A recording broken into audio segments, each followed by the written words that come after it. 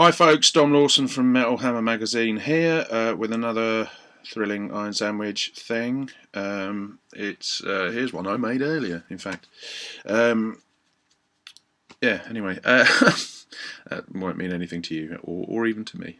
So today, January's not an amazing month for new releases, it has to be said. So I have been kind of racking my brains for things that would be worth reviewing, really. There's absolutely tons coming up in February, and certainly there's always a vast amount of obscure death and black metal that I could be talking about, but obviously it'd be more helpful for Metal Hammer generally if I'm reviewing bands that people have actually heard of, so that they might click on the link rather than just going, sorry, I don't really want to know about, Dilapidated Anus or whatever. That's not a real band, by the way, but I think I might form one called that as a result.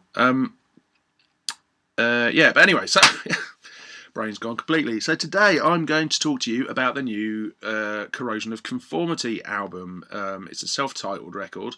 It's their first album in quite a long time. I can't remember when In the Arms of God came out, but it was quite 2006 was it or something? Anyway, it was quite a long time ago. It's been they're a band that I suppose they've had a somewhat fragmented recent history. Really, they haven't been particularly prolific, and they've had quite a lot of big gaps between their albums, really, with lineup changes and all that kind of stuff. But I'll go back to the beginning really first. Is that the thing about this album is that it will certainly strike a chord with, I guess, old bastards like me, or anybody that kind of is a fan of the very earliest Corrosion of Conformity stuff, because certainly the first time that I ever heard about them was during the thrash era. I mean, you're talking about 85, I suppose, or 86, when Corrosion of Conformity were kind of viewed as a hardcore metal crossover band, really, part of that whole scene, although kind of less connected to the thrash metal world than something like DRI, or Cro-Mags, but certainly they were viewed as being a crossover band with basically roots in punk rock and hardcore more so than metal, but obviously their music exhibited certain influence of Black Sabbath and things like that as well, so that obviously there was a metal connection, and this album particularly harks back to a record they made back then called Animosity, which a lot of people will probably be aware of, especially if you've gone back retrospectively and discovered the kind of original stuff. And it's a bit of a revered classic, Animosity, really. So much so that when Dave Grohl made his Probot record, one of the singers that he invited onto the album to do a song called Access Babylon was Mike Dean of Corrosion of Conformity. Now, if you're somebody that's only really aware of the kind of 90s onwards COC story, then Mike Dean will basically be the bass player for you. But back in those days, they were a three-piece with Mike Dean on bass and vocals, Woody Weatherman on guitar, and Reed Mullin on drums. Well, that's the lineup for the new album as well, and that will probably come as a surprise or a disappointment or whatever to people who are COC fans, based on the stuff they've made kind of since, I guess, it's the Blind album, really, but particularly the four albums since then: Deliverance, Wise Blood, America's Volume Dealer, and In the Arms of God. All of which were made with Pepper Keenan as the frontman, and of course Pepper Keenan is also a member of Down. Now, I spoke to Mike Dean. There's a Corrosion of Conformity piece coming up in the next issue of Metal Hammer, which you can read my fascinating words about that. Blimey sunshine, where basically Mike Dean explained that Pepper Keenan has been so busy with Down that and obviously, I mean, you could argue that he's probably making more money with Down than he would with Corrosion of Conformity. So I suppose it's as much a kind of financial decision as anything else. But obviously, who wouldn't want to be in Down? So he's been playing guitar with them, and as a result, Corrosion of Conformity haven't really done anything because their frontman has not been around, and certainly Reed Mullin left Corrosion of Conformity a kind of, I don't know how long ago, sort of in the early 2000s. I think he kind of fell out with the rest of the band, and but as it turns out, Mike Dean ended up kind of going to his wedding or going to the wedding reception or something, and kind of meeting up and making friends again, and started playing in a band with Reed Mullin called Righteous Fool, which somehow I think has morphed really into this reunion of the Animosity lineup. So it's Reed Mullin, Woody Weatherman, and Mike Dean again back on vocals. Now, obviously, that I think that part of the inspiration was that there was a 25th anniversary of Animosity or something in 2010, I suppose it would have been. But yeah, that's the format that the band takes for this album. There's no Pepper Keenan on it. Now, obviously, if you're somebody that really loves your kind of stoner rock and southern rock influenced metal and Down and things like that, then the absence of Pepper Keenan may make you think, oh, I don't know if I'm going to like this. And to be fair, this is a very different sounding Corrosion of Conformity record from anything they've done in recent times, and it certainly revisits the kind of the fast punk tempos and the kind of hardcore influence of that early stuff. It's recorded in it's a lot more raw sounding than anything they've done recently, certainly. But although it's very well produced, it was recorded at Dave Grohl's studio in California, I believe. So it's got a great big sound to it, but it's very kind of stripped down and raw. And obviously they're a 3-piece, so it's got it's different on that level for starters.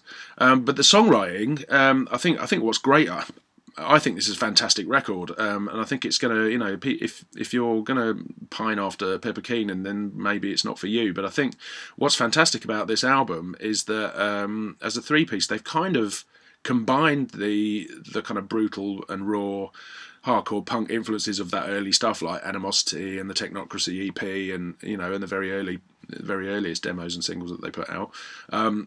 There's tons of that on there, but there's also big nods to the recent stuff as well. So you've still got quite a lot of big Sabbathy riffs and the solos are very bluesy, and it's not it's not an outright return to Animosity. It's kind of a rather cleverly constructed hybrid of everything that COC have done in some ways, and I think it's an album that I guess it's going to be a challenging album for their more recent fan base. I think in some ways because I think it's quite cheeky that they've made it a self-titled record, because it's kind of when bands do that, it's generally saying this is a definitive statement of who we are, and obviously a lot of people will be like, yeah, but I prefer Deliverance and Wise Blood. Well, Deliverance and Wise Blood were fantastic records, and if nothing else, they kind of stand as a monument to what Load and Reload would have sounded like if Metallica had known what they were doing, But it's the new album is, I think, fantastic in its own right. And Mike Dean's a very different kind of vocalist. He doesn't have that bluesy, soulful thing that Pepper Keenan's got going on. He doesn't have that southern rock drawl. It's much more of a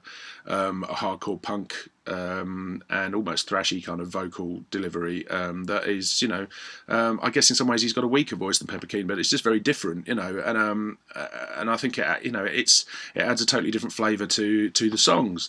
There's also very strong, I think, if for fans of Voivod, I think if you listen to this new COC album, there's a real strong tinge of Voivod to some of the songs as well. You can hear the changes in tempos and some of the more kind of dissonant riffs and stuff. It's got a real whiff of Voivod about it, and actually one of the things that Mike Dean told me when I was interviewing him was that one of the songs had the working title of The Voivod, so I suppose that's that's a given really, that they're fans of that kind of stuff, and Voivod are obviously a great very inspirational band in terms of making interesting heavy music, but this album, Corrosion of Conformity, self-titled record, is I think a fantastic kind of return from them. I think it's it's something very different, and I think they're the initial spark was obviously that they wanted to go out as a 3-piece out of necessity, really, because Pepper Keenan wasn't available, and obviously as a result they thought, well, we'll revisit the the Animosity material, so they've been playing that live,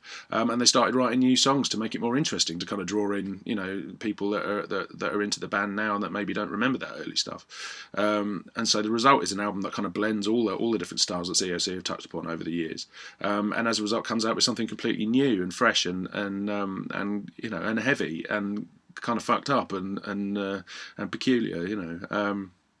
There's a song called Time of Trials on it that I think is amazing. There's one called The Doom that is incredibly good. My favourite track's called Your Tomorrow, which is like a real kind of hardcore punk meets Voivod kind of weird, fast, ugly sounding tune, and And it is all quite a long way away from In the Arms of God, I've got to say. And although I liked In the Arms of God, I thought it was a good record, but it's not one that I go back to very much. And there weren't really any standout songs on it for me, particularly. And America's Volume Dealer, again, was a kind of all right record, but the production on it was quite bad. Wise Blood and Deliverance, on the other hand, I think are two of the best heavy rock albums of the 90s, you know, and they're well worth returning to. But I think if you're a big fan of those, there's no reason why you wouldn't necessarily like this new album. You've just got to kind of regard it as a different thing, you know, and just as true to the COC name as anything else they've done, really. I think the key to that band was, you know, they started off as a crossover band, mixing together their influences, and that's what they're still doing now. You know, it's just that it has a very different sound and a different singer. I think the artwork's really cool as well. It's just a very kind of black and white, you know, kind of a very firm statement of, you know, this is a heavy record and no fucking about. So there you go. Corrosion of Conformity. I think it's out at the end of this month. It might even be out in February. I'm not sure, but it's certainly out soon. And I recommend it highly to you. I think it's you know, one of the first records of the year that's going to be a talking point, I think. And if you've heard the tracks that are available online now, you can. Well, there's at least 2 that are up streaming or available now. Go and check them out because they're really cool and heavy and interesting. And Corrosion of Conformity have always been a great band. Really, it's just that they're not a band that stands still, and circumstances have you know, I guess forced their hand a little bit this time. But it's the end result is a very exciting record, I think. So there you go. Tomorrow, hopefully, I'll be saying words about the new Lacuna Coil album, and if I can think of any other big releases that are coming up, then I'll do those later in the week. But that's it for now. New COC, thumbs up from me. There you go. Cheers. Thanks, folks. Goodbye.